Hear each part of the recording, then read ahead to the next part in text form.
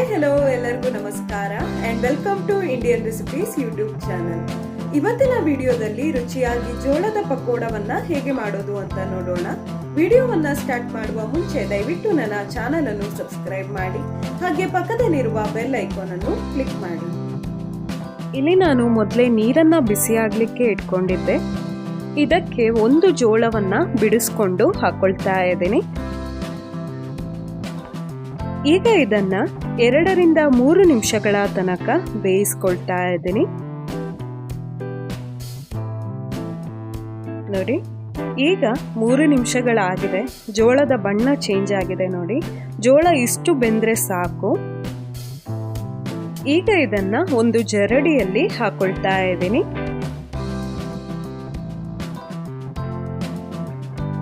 ಈ ಜೋಳ ತಣ್ಣಗೆ ಆಗ್ಲಿಕ್ಕೆ ಹಾಗೆ ಎತ್ತಿಟ್ಕೊಂಡಿದ್ದೀನಿ. ಜೋಳ ಎಲ್ಲ ಚೆನ್ನಾಗಿ ತಣ್ಣಗೆ ಆದ ಮೇಲೆ ಇದರಿಂದ ಸ್ವಲ್ಪ ಜೋಳವನ್ನ ಒಂದು ಬೌಲ್ನಲ್ಲಿ ಹಾಕಿ ಸೈಡ್ನಲ್ಲಿ ಎತ್ತಿಟ್ಕೊಳ್ತಾ ಇದ್ದೀನಿ. ಇಲ್ಲಿ ನಾನು ಒಂದು ಮಿಕ್ಸಿ ಜಾರನ್ನ ತಗೊಂಡಿದ್ದೀನಿ. ಇದಕ್ಕೆ 2 ಹಸಿಮೆಣಸನ್ನ ಹಾಕೊಳ್ತಾ ಇದ್ದೀನಿ. ಮೆಣಸನ್ನ ನಿಮ್ಮ ಖಾರದ ಅನುಗುಣವಾಗಿ ಸೇರಿಸ್ಕೊಳ್ಳಿ. ಹಾಗೆ 4 ರಿಂದ 5 ಎಸಳಷ್ಟು ಬೆಳ್ಳುಳ್ಳಿಯ ಸಿಪ್ಪೆಯನ್ನ ತೆಕ್ಕೊಂಡು ಹಾಕೊಂಡಿದ್ದೀನಿ. 1 ಇಂಚಷ್ಟು ಶುಂಠಿಯನ್ನ ಕಟ್ ಮಾಡಿಕೊಂಡು ಹಾಕೊಂಡಿದ್ದೀನಿ. ಈಗ ಇದನ್ನ ತರಿಯಾಗಿ ರುಬ್ಕೊಂಡಿದ್ದೀನಿ ನೋಡಿ. ಈಗ ಇದಕ್ಕೆ ಬೇಯಿಸಿದ ಜೋಳವನ್ನ ಹಾಕೊಳ್ತಾ ಇದ್ದೀನಿ. ಈ ಜೋಳವನ್ನ ಕೂಡ ತರಿಯಾಗಿ ರುಬ್ಕೊಂಡಿದ್ದೀನಿ ನೋಡಿ. ಇದು ಈ ರೀತಿ ತರಿಯಾಗಿ ಇರಬೇಕು. ಇಲ್ಲಿ ನಾನು ಒಂದು ಬೌಲ್ ಅನ್ನ ತಗೊಂಡಿದ್ದೀನಿ. ಇದಕ್ಕೆ ಈ ರುಬ್ಬಿದ ಜೋಳವನ್ನ ಹಾಕೊಳ್ತಾ ಇದ್ದೀನಿ.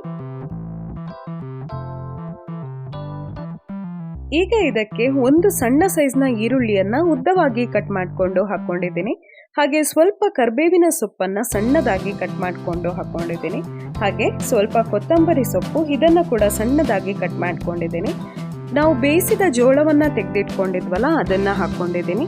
ಹಾಗೆ ಅರ್ಧ ಟೀ ಸ್ಪೂನ್ ಅಷ್ಟು ಅಚ್ಚ ಖಾರದ ಪುಡಿ, 1/4 ಟೀ ಸ್ಪೂನ್ ಅಷ್ಟು ಅರಿಶಿನ ಪುಡಿ, ಅರ್ಧ ಟೀ ಸ್ಪೂನ್ ಅಷ್ಟು ಚಾಟ್ ಮಸಾಲ, ಅರ್ಧ ಟೀ ಸ್ಪೂನ್ ಅಷ್ಟು ಕೊತ್ತಂಬರಿ ಪುಡಿ, 1/4 ಟೀ ಸ್ಪೂನ್ ಅಷ್ಟು ಗರಂ ಮಸಾಲ ಪುಡಿಯನ್ನ ಹಾಕೊಂಡಿದ್ದೀನಿ. ಹಾಗೆ 3 ರಿಂದ 4 ಟೇಬಲ್ ಸ್ಪೂನ್ ಅಷ್ಟು ಕಡಲೆ ಹಿಟ್ಟು, 1 ರಿಂದ 2 ಟೇಬಲ್ ಸ್ಪೂನ್ ಅಷ್ಟು ಅಕ್ಕಿ ಹಿಟ್ಟನ್ನ ಹಾಕೊಳ್ತಾ ಇದ್ದೀನಿ. ಇದರಿಂದ ಪಕೋಡ ಕ್ರಿಸ್ಪಿ ಆಗಿ ಆಗ್ತದೆ. ಹಾಗೆ ರುಚಿಗೆ ತಕ್ಕಷ್ಟು ಉಪ್ಪು. ಈಗ ಇದನ್ನ ನೀರನ್ನ ಬಳಸದೇನೆ ಚೆನ್ನಾಗಿ ಮಿಕ್ಸ್ ಮಾಡ್ಕೊಳ್ತಾ ಇದ್ದೀನಿ ನೋಡಿ. ಈಗ ಈ ರೀತಿ ಮಿಕ್ಸ್ ಆಗಿದೆ. ಇದರ ಹದ ಈ ರೀತಿ ಇರಬೇಕು. ಇಲ್ಲಿ ನಾನು 1 ಟೇಬಲ್ ಸ್ಪೂನ್ ಅಷ್ಟು ಎಣ್ಣೆಯನ್ನ ಚೆನ್ನಾಗಿ ಬಿಸಿ ಮಾಡಿಕೊಂಡು ಇದ್ರ ಮೇಲೆ ಹಾಕೊಳ್ತಾ ಇದ್ದೀನಿ. ಈಗ ಇದನ್ನ ಒಂದು ಸ್ಪೂನ್ ಅನ್ನ ತಕೊಂಡು ಹೀಗೆ ಚೆನ್ನಾಗಿ ಮಿಕ್ಸ್ ಮಾಡ್ಕೊಳ್ತಾ ಇದ್ದೀನಿ. ಇಲ್ಲಿ ನಾನು ಎಣ್ಣೆಯನ್ನ ಮೊದಲೇ ಬಿಸಿಯಾಗ್ಲಿಕ್ಕೆ ಇಟ್ಕೊಂಡಿದ್ದೆ. ಎಣ್ಣೆ ಚೆನ್ನಾಗಿ ಬಿಸಿ ಆದ ಮೇಲೆ ಒಂದೊಂದೇ ಪಕೋಡವನ್ನ ಹೀಗೆ ಎಣ್ಣೆಯಲ್ಲಿ ಹಾಕೊಳ್ತಾ ಇದ್ದೀನಿ ನೋಡಿ. ಈಗ ಇದನ್ನ 1 ನಿಮಿಷದ ತನಕ ಫ್ರೈ ಮಾಡ್ಕೊಳ್ತಾ ಇದ್ದೀನಿ ನೋಡಿ. 1 ನಿಮಿಷ ಆದ ಮೇಲೆ ಇದನ್ನ ಹೀಗೆ ನಿಧಾನಕ್ಕೆ ತಿರುಗಿಸ್ಕೊಳ್ತಾ ಇದ್ದೀನಿ.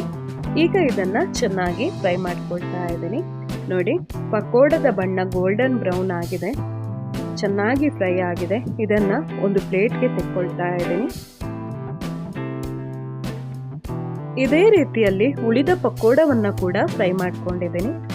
ನಮ್ಮ ರುಚಿಯಾದ ಜೋಳದ ಪಕೋಡ ರೆಡಿ ಆಗಿದೆ. ತುಂಬಾನೇ ರುಚಿಯಾಗಿದೆ ನೋಡಿ, ತುಂಬಾನೇ ಕ್ರಿಸ್ಪಿಯಾಗಿ ಆಗಿದೆ. ನಿಮಗೂ ಸಹ ಜೋಳ ಸಿಕ್ಕಿದಾಗ ಇದೇ ರೀತಿಯಲ್ಲಿ ಪಕೋಡವನ್ನ ಟ್ರೈ ಮಾಡಿ. ತುಂಬಾನೇ ರುಚಿ ಆಗ್ತದೆ. ಮನೆಯವರೆಲ್ಲರೂ ತುಂಬಾನೇ ಇಷ್ಟಪಡ್ತಾರೆ. ನಿಮಗೆ ನನ್ನ ಈ ರೆಸಿಪಿ ಇಷ್ಟ ಆದಲ್ಲಿ ವಿಡಿಯೋಗೊಂದು ಲೈಕ್ ಮಾಡಿ, ನಿಮ್ಮ ಅನಿಸಿಕೆಗಳನ್ನು ಕಮೆಂಟ್ ಮಾಡಿ, ಹಾಗೆ ನಿಮ್ಮ ಫ್ಯಾಮಿಲಿ ಮತ್ತೆ ಫ್ರೆಂಡ್ಸ್ ನೊಂದಿಗೆಲ್ಲ ಈ ರೆಸಿಪಿಯನ್ನ ಶೇರ್ ಮಾಡಿ. ಇಲ್ಲಿಗೆ ನನ್ನ ಇವತ್ತಿನ ಈ ವಿಡಿಯೋವನ್ನ ಮುಗಿಸ್ತಾ ಇದ್ದೇನೆ. ಇನ್ನು ನಾವು ಸಿಗುವ ಮುಂದಿನ ವಿಡಿಯೋದಲ್ಲಿ. ಅಲ್ಲಿಯ ತನಕ ಟೇಕ್ ಕೇರ್, ಬಾಯ್.